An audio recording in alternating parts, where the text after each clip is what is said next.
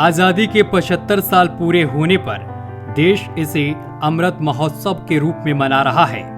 इसी कड़ी में द एडमिनिस्ट्रेटर पुस्तक का विमोचन दिल्ली के ITC मौर्या होटल में किया गया। इस पुस्तक का विमोचन संघ के वरिष्ठ प्रचारक और मुस्लिम राष्ट्रीय मंच के संस्थापक सदस्य इंद्रेश कुमार जी के हाथों से हुआ।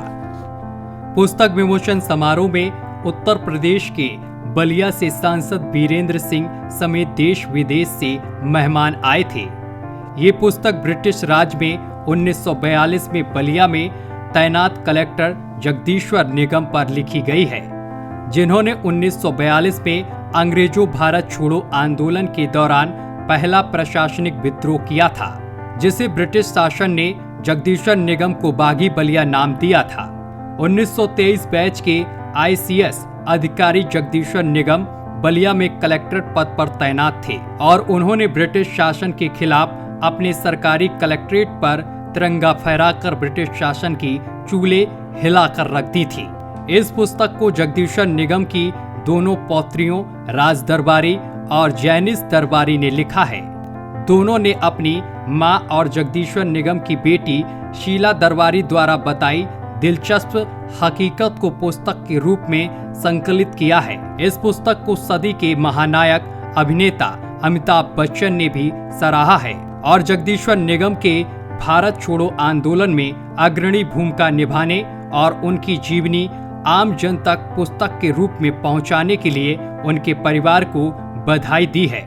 तो आज मौका खास द एडमिनिस्ट्रेटर बुक का शुभारंभ किया जा रहा है और सबसे खास बात कि जो उस बुक को तैयार करने वाली हमारे साथ जुड़ी हैं जैनिस जी, इसके अलावा राज दरबारी जी हमारे साथ जुड़ी है। मैम, आप प्रेजेंटेशन के माध्यम से सारी चीज़ें बता रही थी कि इस बुक में क्या कुछ खास है और क्रांतिकारी ऑफिसर जिसके बारे में हमें सुनने का मौका मिला, जानने का मौका मिला, लेकिन मैम हम संक्षेप में जानना चाहेंगे कि इस बुक में और कुछ क्या खास बात है। देखिए, I think we have a major scoop here because बहुत सालों के बाद, 75-80 साल के बाद, ये जो हम कागजात निकाल के लाए हैं ब्रिटिश और इंडियन नेशनल आर्काइव से, ये कागजात भारत के हिस्टोरियंस को देखना चाहिए क्योंकि इसमें बलिया की पूरी कहानी छुपी हुई है। इट इज़ अ प्रोसीडिंग जो मिस्टर रियाज़-उद-दीन अहमद खान और जो सुपरिटेंडेंट ऑफ पुलिस हैं, वो गवाही देते हैं कि मिस्टर निगम ने ये सब किया, मैंने तो सिर्फ ऑर्डर्स फॉलो किए।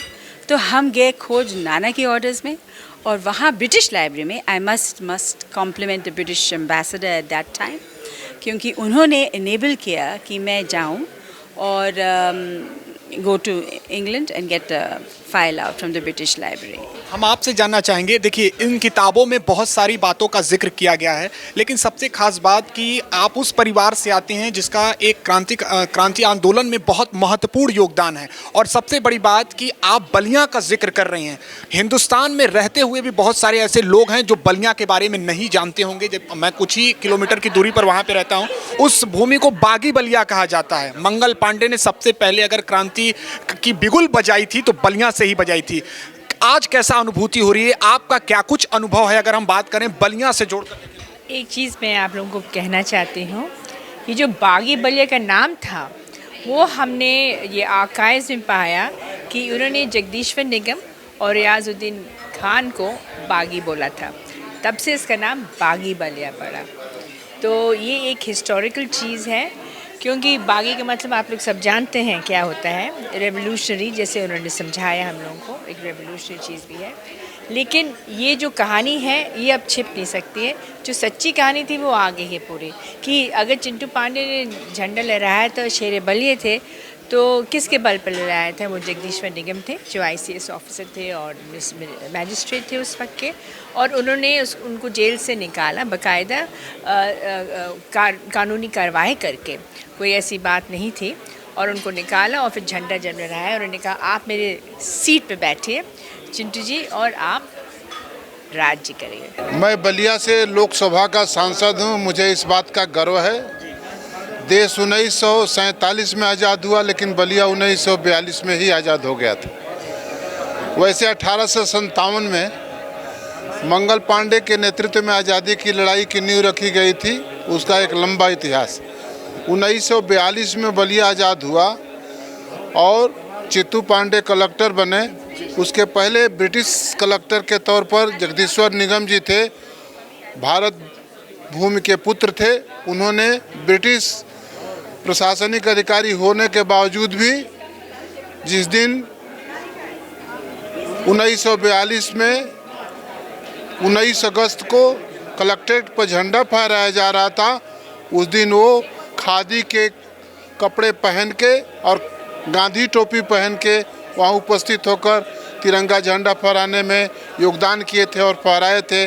1857 में जो जन क्रांति उभरी थी, फिरंगी मारो देश बचाओ आज़ादी लाओ, इसका सफ़र 1947 में 3,27,000 बलिदानों में से निकलते हुए बढ़ा था।